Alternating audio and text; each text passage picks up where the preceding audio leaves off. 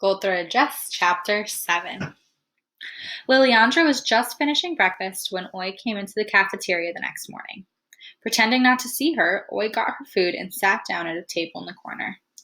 But Liliandra came over anyway, sliding her tray onto the table so that it hit Oi's tray and spilled her milk. You got that dress in your backpack?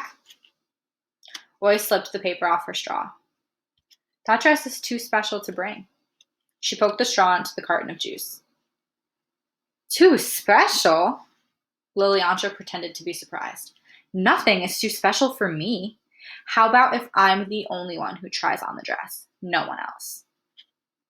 Oi took a sip of juice. Look, Liliandra opened a notebook. See, on this page I have all the girls' names written down. Some have smiley faces by their names, like Hedgeski. Others, sad faces. I haven't decided about you. Oi saw her name with the blank space behind it. She drank the carton of pineapple juice in one long gulp.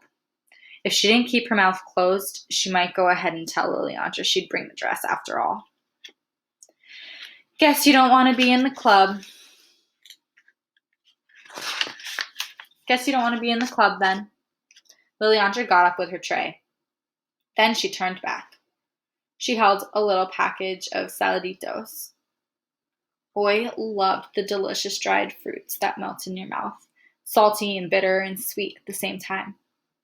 This is my treat today for the clubhouse girls. Oi looked down at the soggy cereal and cold bagel that everyone got for breakfast. As soon as Liliandra was gone, she took her tray and dumped the food into the garbage. As recess drew near, the classroom was filled with whispers. Frankie sat next to Oi as they finished up their math pages. Before you came this morning, I saw Liliandra inviting lots of girls from our class, and even some from the other class, into her club. She told them they're going to look for sand rubies.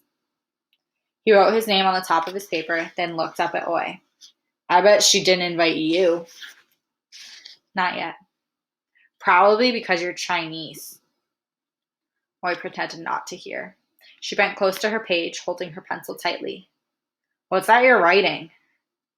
These are Thai letters. This is my name. Cool. He leaned closer so that she felt his breath on her arm. Can you write my name like that?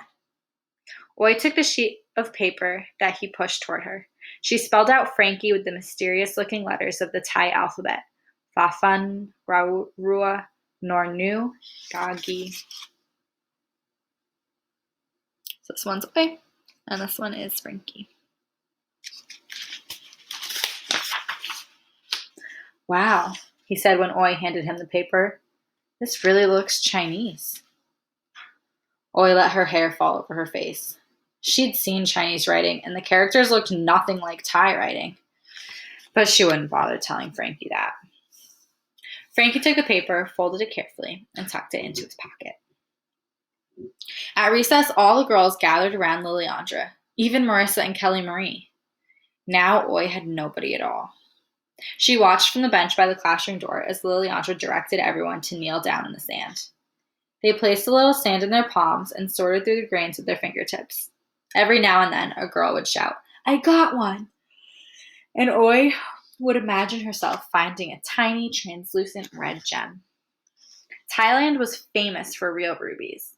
Kong Mer wore a ring with a sparkling red stone surrounded by tiny diamonds. Yet Oi felt as though she would trade all the rubies in Thailand for a chance to hunt sand rubies with these American girls. After a while, Liliandra called the girls to the clubhouse. They hurried, brushing the sand from their hands on their pants and dresses. A few cradled something in their cupped hands, and Oi guessed that they'd found the precious sand rubies. The playground monitor came up to Oi. All alone today, mijita? Oi liked the way the monitor called her little daughter in Spanish, the way her own mother did in Thai. I don't feel well. Need to see the nurse? No, I'm just lonesome. Ay, mija. The monitor gave Oi a little pat on the shoulder and was gone. Maybe she could bring the dress just once.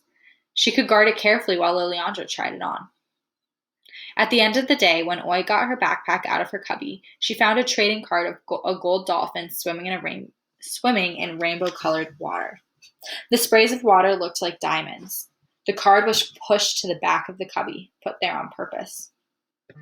Oi slid the card into her palm where nobody would see it. She looked around. No one met her eyes. Yet a secret friend had put it there. Holding the card, she felt a thrill of excitement pass through her, as though her heart were jumping through waves like a carefree dolphin. So I want you to think. Do you think that Oi will bring the dress in for Liliandra and the other girls in the club to try on? What makes you think that? Take a minute to think about it. Write your answer in the Google form.